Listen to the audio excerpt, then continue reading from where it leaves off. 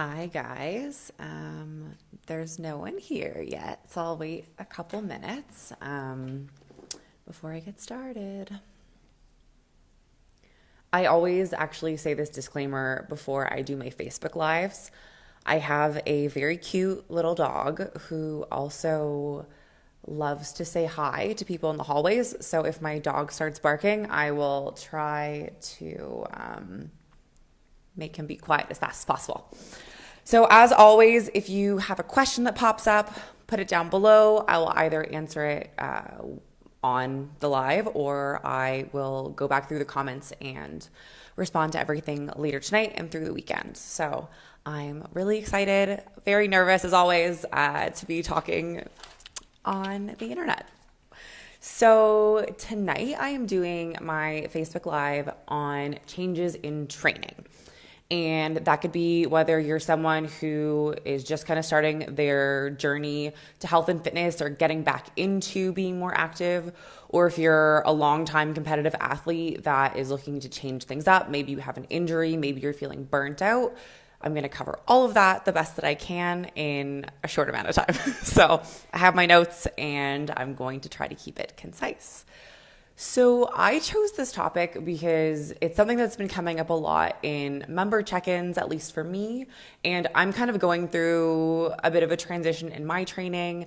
Adi is doing an amazing job of committing to her 30 minutes of activity and dancing, which is, I know, a really big change for her coming from being a very competitive weightlifter. So I thought it was topical and I'm excited to dive in. So I think there's actually surprisingly a lot of similarities between someone who's completely new to training and a competitive athlete that is trying something new. So we all have that really fun voice in our head that creates stories. So for me, I can use myself as a perfect example. I have just started doing spin classes, dance classes, and bar classes along with weight training. So a lot of times people go to the gym and they're like, oh my gosh, I'm not going to be good. People are going to look at me. I'm going to look silly. I don't know what to wear. It just kind of spirals. And that's the same thing with doing anything new. So that's completely normal. And the thing that I try to remember is that every single person that's in a class or in the gym or at a competition, they had their first time too. So chances are they're worried about what they look like or what they're doing or how strong they are, and they're not worried about you. So you can just kind of settle that in your head. So actually, funny story. So I did a kettlebell class earlier this week, and I'm like strong, but my conditioning and mobility and all that is not my strong suit. So I show up, I'm the only person there. So that's already like, oh my gosh, cool, someone's gonna watch me work out for an hour. And I'm doing all this stuff and I'm panting and huffing and puffing and I'm like getting all these muscle cramps. And I straight up said to the woman that was coaching me, I said, Rebecca, I'm really sorry, I'm not very good at this. And she's like, Kate, you're trying. That's the important thing. And I was like, okay, that's obvious, but as long as you're trying, as long as you're pushing yourself, that's really all that matters in the gym. So another thing that I hear a lot around these conversations is that people are scared of commitment one way or another. Either you feel anxious to leave the sport that you are thriving in or that you thrived in previously or what you're used to. You can always come back to that.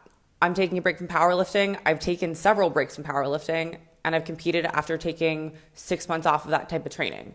You can always go back and forth between different sports, and it's okay to have that ebb and flow in your life.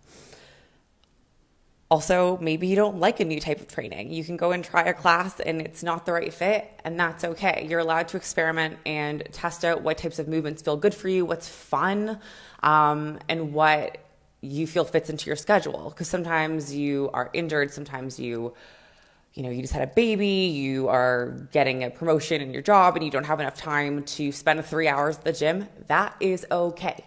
Just like at certain points in our macro journey, we're going to be hitting perfect zeros at the end of the day all the time. And sometimes that's not where we're at. So you just need to kind of figure out what works for you and celebrate the small successes. Just checking my notes, sorry.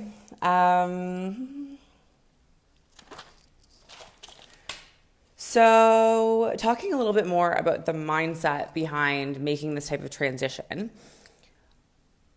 One of my coworkers said something to me the other day where it's about getting better, not being good. And when you're coming from a strength sport, there's a lot of times a very specific sort of number that you're striving for. There's an expectation, and that's going to change over time.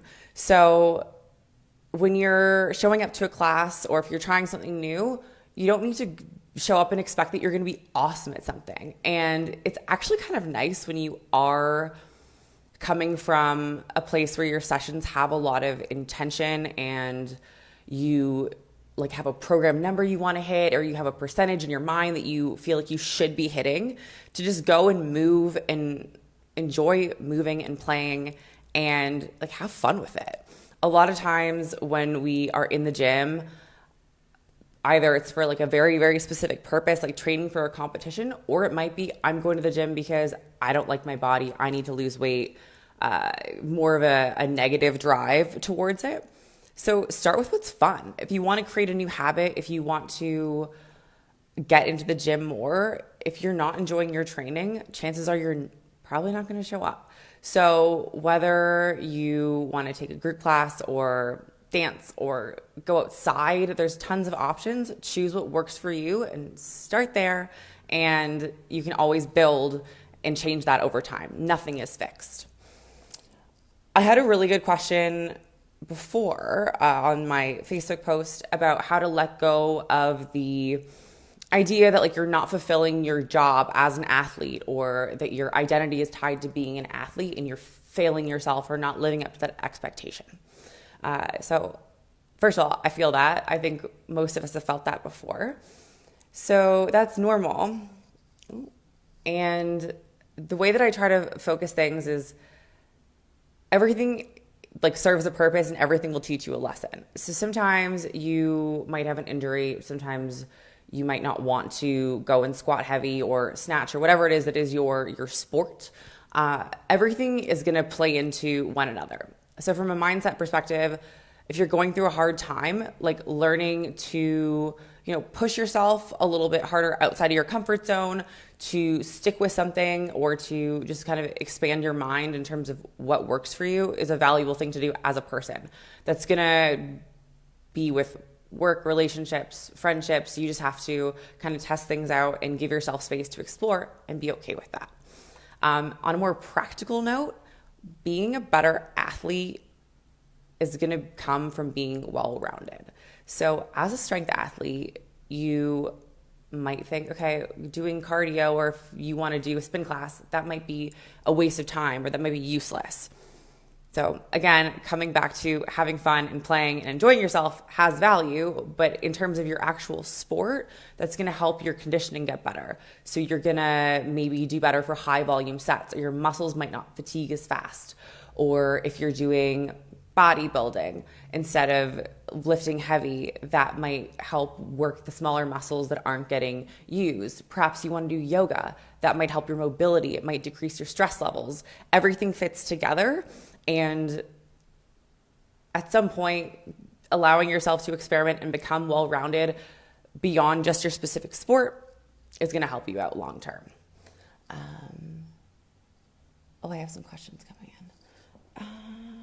And then in terms of how to get started, because that's what everyone wants to know, is a lot of times you just need to do some research. So for example, Groupon is a great way to see what sort of classes are in the area. You might be able to get a discount on like a package or a trial membership. You can just sign up and then you kind of have committed to it a little bit. So you're more open to like going and following through. I convinced a friend to come with me to dance class. Like if you're shy or you have anxiety about being in a new place or doing something new, bring someone familiar with you who's also there and might not know what they're doing, and it just makes it feel a little bit less intimidating. And you can also just test gyms out, and you don't need to commit right away. You need to find the right fit. So a lot of times for different fitness studios and things that involve group classes, like if you're doing CrossFit or yoga or something like that, go and just do one drop-in. there have been some gyms that I've shown up and I like it just didn't feel good. I didn't get the right vibe. And then there are some gyms you show up and the person leading the class remembers your name and they use their name and they introduce you and they make an effort to bring you into the community, and that makes a big difference. So just kind of testing out what sort of environment works for you and what sort of class works for you can make things a lot more accessible. That is the majority of what I wrote down.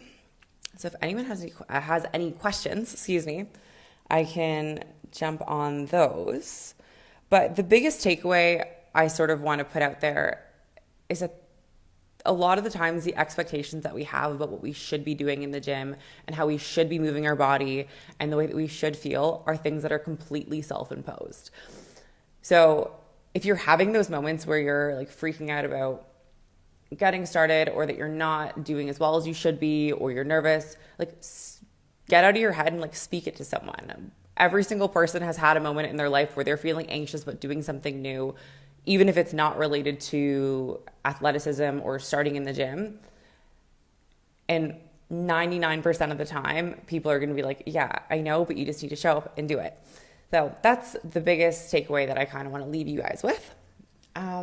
Someone asked me a question. Oh, Danielle. So someone asked that she just started this program and you're having a bit of a hard time reaching your macros. So I'm not going to touch on that just because we try to stay in a time limit for the Facebook Lives. That is definitely normal. My best suggestion is to message your coach, let them know what you're struggling with as specifically as possible, and they'll be more than happy to work on a strategy with you. It's completely normal to feel a little bit overwhelmed. Like everything else, including going to the gym, tracking macros is a new skill, and it just takes some time and practice. So I will leave it at that. I will be excited to check to see if there's any comments over the weekend. I hope everyone has a lovely evening. Bye, guys.